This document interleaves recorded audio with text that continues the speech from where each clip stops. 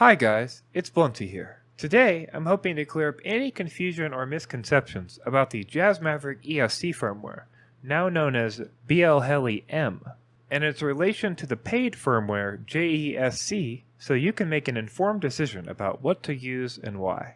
If you'd like to get right to the process of installing the new BLHeli M configurator and flashing RPM filtering for free, use the timestamp in the description to skip straight to that.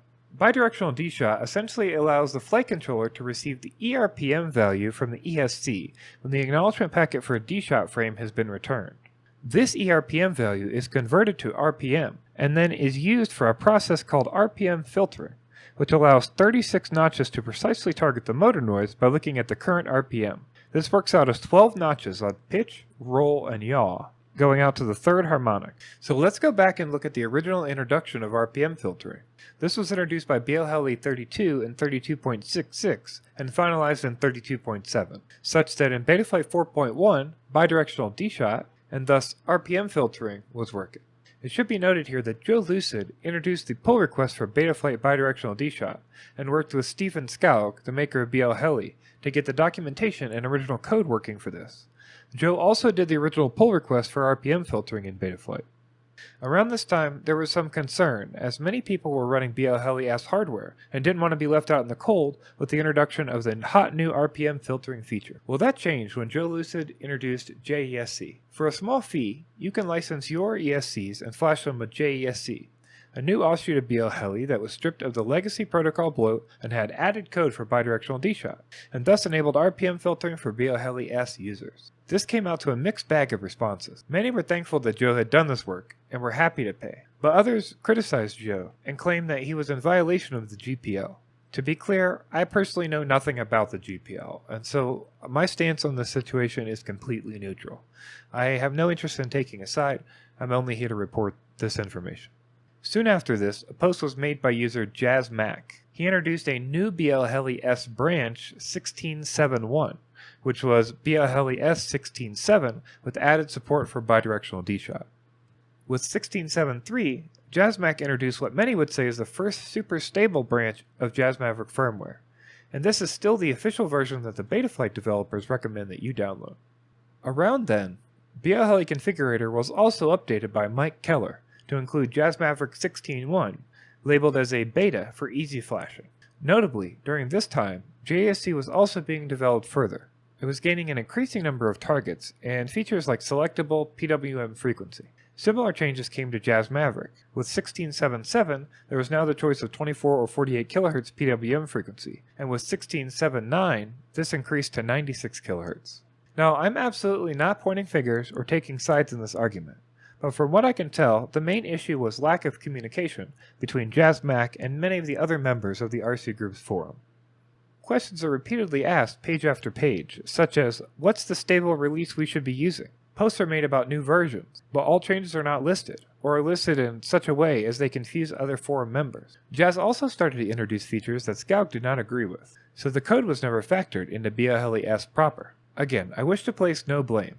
I just want to share the record that this is something that happened and seemed to cause a lot of the confusion around JazzMac and its safety.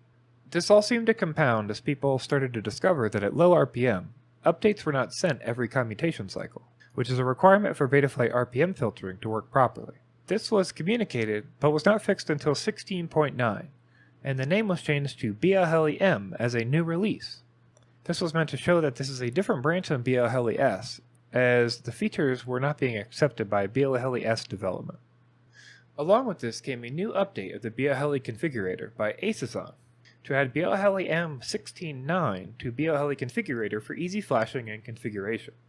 He added the ability to adjust custom features such as commutation enhancement and ESC feed forward that are present in BLHeli M.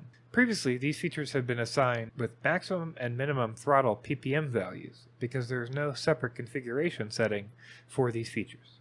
This brings us to today, and it's time to show you how to find, download, and flash BLHeli M to your ESCs. So to start, you're going to want to use the link down in the description to download the BLHeli M configurator. You're going to download that and run it just like the old BLHeli configurator, and you should see that pop up as a separate program on your computer.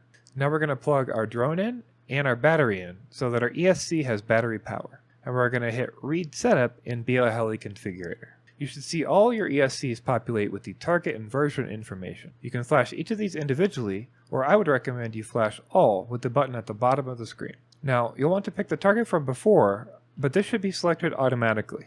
You'll also want to pick the version you're going to want to install. Today, we're going to install 16.9 of BLHeli M. This is the latest stable release and supports Bidirectional Dshot. Now we click Flash, wait for it to finish, and we're done. I hope this helped clear things up with the timeline and how everything went down. In the new BLHeli configurator, you're going to see a few new options, including some of the things we discussed earlier, like commutation enhancement and ESC feed forward. For now, I'd recommend setting these to async PWM and off, as these are experimental features for the BLHeli M firmware and are not necessarily safe for all users. Make sure you also select your PWM frequency if you're interested in running 48 kHz or 96 kHz instead of 24 kHz, which should flash by default. I tried to include everything in here, but with my level of technical knowledge, it's possible that I missed something, so if I did, please leave that in the comments below. You'll also find links below to support JESC and JazzMac. If you'd like to support me, like and subscribe to this video. And if you'd really like to support me, subscribe to my Patreon for as little as $3 a month. Thanks, and happy flying.